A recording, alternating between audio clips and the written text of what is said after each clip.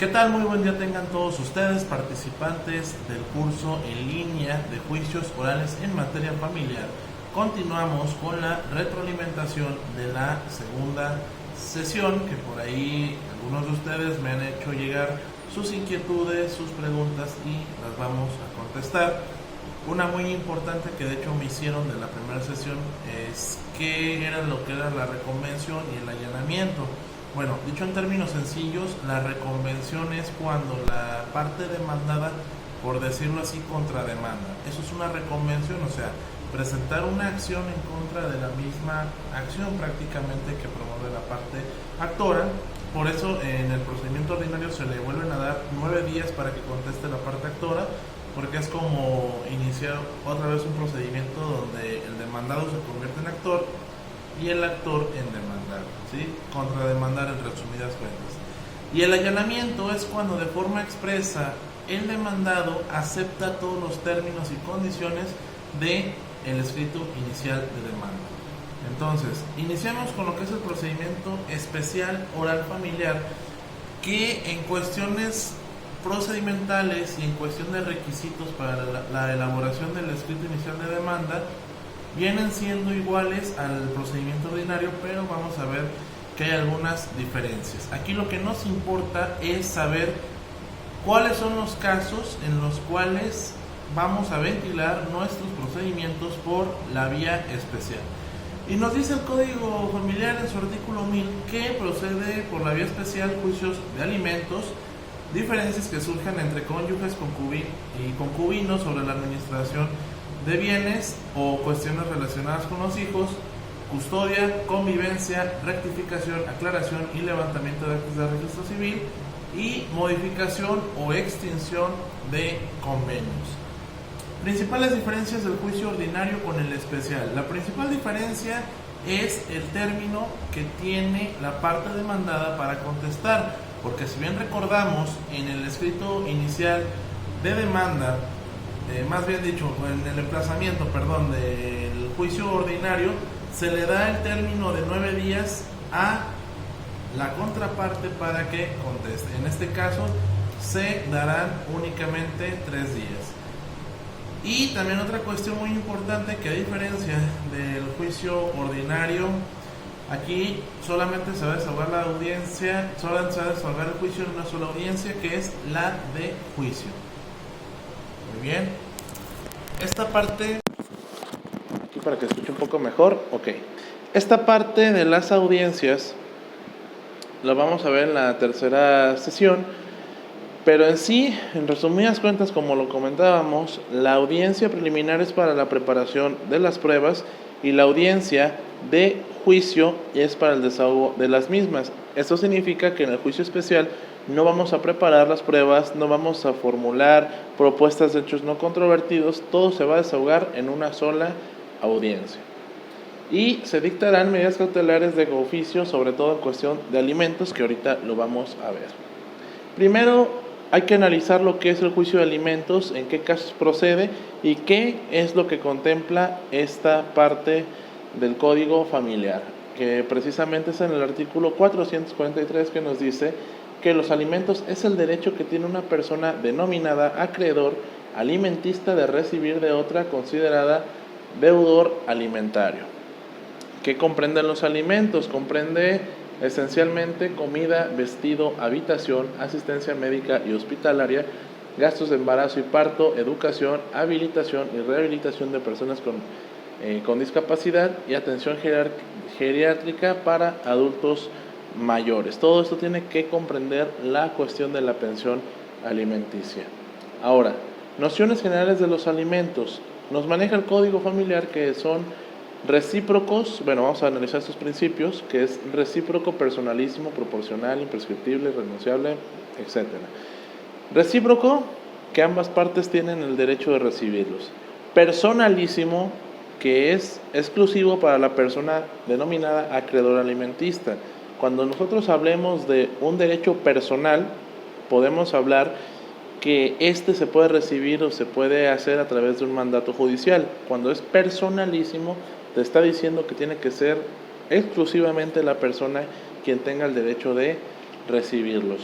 proporcional en cuanto a la capacidad económica del deudor con las necesidades alimenticias del acreedor, imprescriptible, o sea, que no prescribe o no se pierde el derecho con el transcurso del tiempo, irrenunciable, que yo no puedo renunciar a esta cuestión de la pensión, innegociable, no se puede negociar, incompensable, no puedo cambiarla por otra prestación, inembargable, o sea que no me lo pueden embargar, e intransferible, que no se puede transferir. Principios bastante sencillos de explicar, bastante sencillos de entender. Y bueno, aquí lo importante es que tomemos en cuenta, sobre todo uno muy importante en lo particular, porque es algo que me ha tocado ver mucho en la práctica, la cuestión de la irrenunciabilidad, porque muchas personas son de la creencia que los alimentos se pueden renunciar, y no es como que en la práctica uno va a ver casos en los cuales, por ejemplo, el esposo o la esposa dice: yo lo que quiero es el divorcio, aunque no me dio ni un centavo de pensión alimenticia, yo renuncio a la pensión alimenticia. No, porque de oficio la autoridad judicial tiene que decretar una pensión tanto provisional como en su momento definitiva. También nos dice que los cónyuges y concubinos están obligados a brindarse alimentos entre ellos. Los progenitores, o sea, los papás, tienen que darle alimentos a sus hijos. Los hijos están obligados en un momento también de darle alimentos a sus progenitores, y la pensión se fija en base al salario o a las capacidades económicas del deudor, que era lo que ya comentábamos.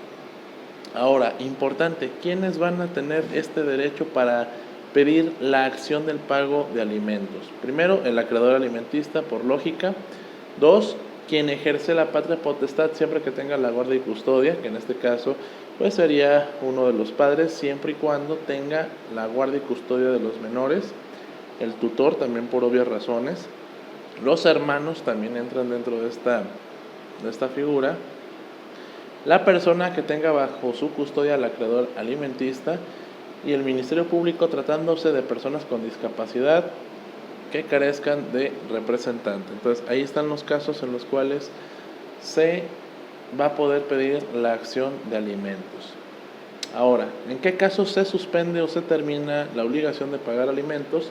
Nos maneja igual el Código Familiar. Cuando se carecen de medios para cumplirla, salvo que se trate de una persona con aptitudes para generar recursos económicos. ¿Qué significa esto? Que las personas que tengan la posibilidad de trabajar o tener un trabajo o un medio de subsistencia para hacer frente a sus obligaciones alimenticias, no pueden excusarse de decir que no tienen capacidad económica simple y sencillamente porque no tienen, por ejemplo, algún trabajo. ¿Tiene que ser proporcional al salario? Sí, pero también tomemos en cuenta que también en cuestión penal pudiera entrar esta parte de que el deudor no quiera hacerse responsable argumentando que no tiene empleo, o en su caso incluso provocando despidos de la fuente laboral donde se encuentra trabajando actualmente. Entonces es muy importante que lo tomemos en consideración. Otra cuestión, cuando se deje de necesitar alimentos. Aquí, por ejemplo, de hecho hay una parte que también menciona esta pequeña diapositiva de su lectura, que cuando los hijos no se encuentran estudiando acorde a su edad o no se hubiesen titulado.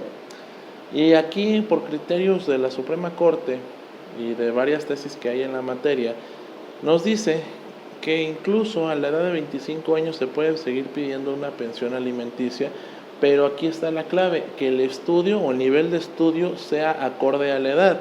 A los 24 años, si un estudiante se encuentra apenas cursando la preparatoria, pues sí es un poco fuera de lugar, ¿sí? A cambio, si estuviera haciendo una maestría, pues ahí sí es acorde a la edad en la cual se encuentra la persona, o sea, es acorde a la edad en la cual se encuentra estudiando la persona. Por abandono del acreedor del hogar, ¿sí? O sea, que el acreedor, quien tiene derecho a recibir los alimentos, abandone el hogar, o vivir en concubinato, tener una relación consensuada o procrear un hijo en forma voluntaria, que viene siendo que la persona acreedora se case, viva con alguien más o tenga otro hijo. Pero eso es exclusivo para lo que viene siendo la esposa o concubina, ¿sí? porque los hijos sí van a seguir teniendo este derecho.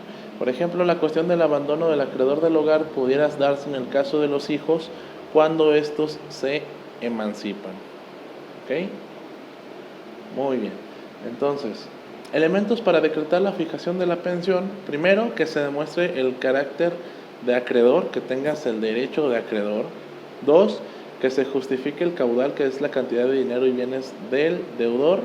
Y se acredite la urgencia o necesidad. Yo me atrevo a decir que lo más importante es acreditar la urgencia y necesidad de recibir pensión alimenticia y demostrar la solvencia económica del deudor para así poder fijar la pensión alimenticia. Entonces, la cuestión de acreditar la urgencia y la necesidad también nos va a servir a nosotros para lo que viene siendo la pensión provisional, y esto es indispensable para que nosotros durante el procedimiento, si así lo queremos, tengamos una pensión, valga la redundancia, provisional, que nos sirva en lo que se lleva a cabo el procedimiento para que una vez decretada la sentencia ya se nos fije nuestra pensión definitiva.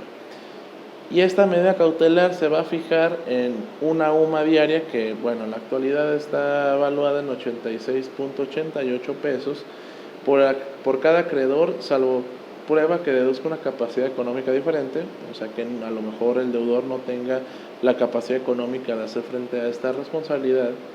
Se comunicará a la fuente laboral para que sea depositado ante el juzgado o se haga de forma directa.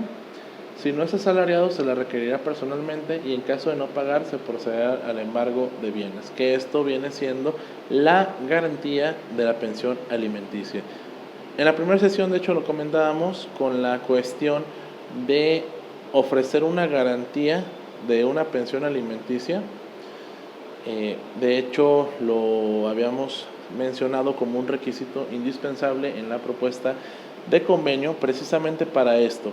Para si el deudor no tiene la posibilidad económica de pagar completamente los alimentos o no tiene el dinero, valga la redundancia, el dinero en cantidad líquida o en especie, bueno, pues nos vamos con los bienes que él tenga.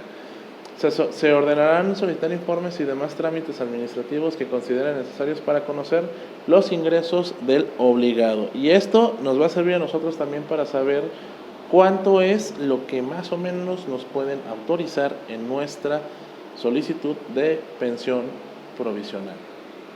Ahora, la administración de los bienes o conflictos de la administración de los bienes.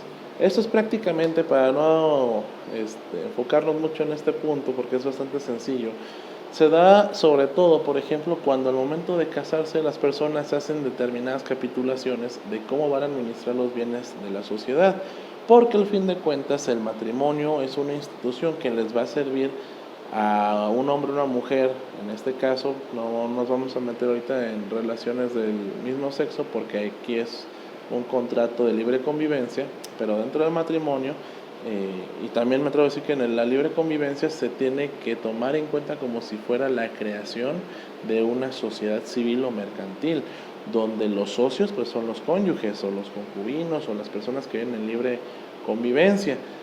Y esto, cuando hay conflictos en la administración de estos bienes y también en los conflictos que existan, a lo mejor de los que ejercen la patria potestad, con la administración de los bienes de los menores, de sus hijos menores de edad, aquí podemos también promover un juicio por la vía especial. Es una vía que yo en lo particular no he intentado, no me ha tocado conocer un caso de esta naturaleza, pero aquí tenemos la vía por la cual puede proceder. Ahora, la custodia, en términos del artículo 430 del Código Familiar, nos dice que es el cuidado del menor de edad ejercida de manera directa por una de las personas a quienes la ley les delega el ejercicio de la patria potestad. Vimos la sesión pasada que la patria potestad está repartida entre los progenitores, que es papá y mamá, y los abuelos, en este caso tanto de papá como de mamá. Son las personas que se encargan de tener este derecho de ejercer la patria potestad. Y la guardia y custodia vendría siendo ese cuidado directo que se tiene con el menor. A diferencia de lo que vendría siendo la convivencia, que la convivencia es el derecho, valga de nueva cuenta la redundancia, el derecho de convivir con el menor, pero no estar bajo su custodia o su cuidado directo. Entonces, la determinación de la custodia y de la convivencia tienen algo en común, que es el interés superior del menor de edad, y este se tomará en cuenta para determinar quién de los padres, de los progenitores, vendría siendo la persona más adecuada para ejercer la custodia, y también tomar en cuenta si existen posibilidades de permitir en determinados horarios la convivencia. Se debe de escuchar al menor, de hecho en los juicios de custodia se tiene que escuchar, y aquí el protocolo que maneja el Código Familiar es escucharlo como si fuera una simple charla entre entre el menor con el Ministerio Público, el representante o el procurador del menor y algún representante del DIF que vaya a estar presente. Es una charla prácticamente, no podemos tomar en cuenta los tecnicismos jurídicos a los cuales nosotros como abogados estamos acostumbrados, no se pueden aplicar de la misma manera con los menores de edad por obvias razones que no vamos a especificar, pero tiene que escucharse al menor para determinar, con un especialista obviamente en la materia, determinar si con una persona o con la otra se encuentra mejor. Ahora, quien tenga la custodia puede perderla por alienación parental o por no permitir la convivencia del menor con el otro progenitor. ¿Qué significa esto? Que si un progenitor, un padre o una madre pone al menor y se comprueba, obviamente hablando en términos jurídicos, si se comprueba que uno de los padres pone en contra psicológicamente o emocionalmente a un menor en contra del otro, por ejemplo, que un padre tenga la custodia y en los días de convivencia el menor represente ciertos aspectos agresivos, ciertos aspectos de rechazo a la madre, por cuestiones de que el padre le ha estado envenenando las ideas, de decir que tu mamá es mala, tu mamá no te quiere, tu mamá no te cuida, conmigo estás mejor. Eso es alienación parental y es una causal de pérdida de custodia, ¿va? La convivencia la vamos a encontrar en el artículo 436 y nos dice que los que ejercen la patria potestad, aun cuando no tengan la custodia, tienen el derecho de convivencia con sus descendientes. Este derecho también comprende a los ascendientes y colaterales en primer grado en su caso, en ambos supuestos, salvo que exista inminente riesgo a la integridad física y psicológico-emocional del menor de edad. O sea, que mientras el menor no se encuentre en esta situación de riesgo, va a poder convivir tanto con el padre o con la madre, dependiendo, el padre o la madre que no tenga la custodia. Paréntesis aquí nada más, ¿se acuerdan cuando vimos los requisitos para la propuesta de convenio en el juicio de divorcio sin expresión de causa? Bueno, mencionamos en la parte de la custodia, en la parte de la convivencia, que tienen que respetarse horarios de escuela, de descanso, horarios recreativos y horarios que no perjudiquen la integridad física o mental del menor. O sea, si por ejemplo el niño tiene que ir a un tratamiento físico determinados días, no se le puede poner la custodia en esos días y horas, ni tampoco en horario escolar, ni tampoco en horarios donde el menor tiene que descansar. Imagínense una custodia donde se proponga que a la 1 de la mañana se va a entregar al menor en la casa de la persona que tiene la custodia, pues sí estaría afectando esta cuestión del descanso del menor. Entonces son cuestiones que, aunque las partes quieran, hay que tomar en cuenta esto muy importante, aunque las partes estén de acuerdo, las autoridades judiciales tienen que velar, repito, por el interés superior del menor, que es el que va a prevalecer en todos y cada uno de los juicios familiares que tramitemos, el interés superior del menor. La custodia deberá otorgarse en días que no afecten el descanso, que es lo que ya comentábamos. Se fijará de acuerdo a las condiciones y necesidades particulares y debe procurar que el ambiente sea libre de cualquier clase de riesgo para el menor. Esto es indispensable. Hay que tomar en cuenta aquí principalmente en lo que les menciono el interés superior del menor de edad es importantísimo y es de vital importancia entenderlo, porque aunque nosotros tengamos argumentos, criterios, pruebas a favor de alguna de las partes, por ejemplo de un cónyuge o de un esposo, una esposa, siempre va a prevalecer el interés superior del menor, que significa que el menor va a tener que estar con el padre o con la madre, dependiendo de quién sea, más capacitado para esta cuestión. Fíjense que de hecho, por ahí no tengo la fecha exacta, creo que fue marzo, abril aproximadamente de este año 2020, leí una jurisprudencia que hablaba acerca del estado de prostitución de la madre, que no era un impedimento para determinar la custodia a favor de esta. O sea, la cuestión de que si una mamá se dedica a la prostitución no es un impedimento para que ésta tenga la custodia, derivó de que no es el único elemento o no es el elemento indispensable para determinar si se está violando o si se está afectando el interés superior del menor de edad. Hay que tomar en cuenta factores de riesgo, factores emocionales, factores económicos, en esos casos sí, pero la simple cuestión de que se dedique a esta, por decirlo así, profesión, no da lugar a la pérdida de la custodia. Bueno, es un criterio que por ahí en alguna ocasión se los puedo compartir. Muy bien. Ahora, la rectificación, aclaración y levantamiento de actas de registro civil, que lo vemos contemplado en el artículo 115 del Código Familiar, nos dice que únicamente se tienen que hacer ante un juez competente. ¿Dónde es la competencia? Lo vimos la sesión pasada, en el lugar donde se encuentre la oficialía del registro civil. ¿Y qué diferencia principal existe entre la rectificación y la aclaración? Que la aclaración se enfoca más a cuestiones ortográficos, cuestiones que no afectan, aquí está la frase más importante para entender esto, mientras no afecten los datos esenciales del acta, se podrá hacer de forma administrativa ante la misma oficialía del registro civil la aclaración.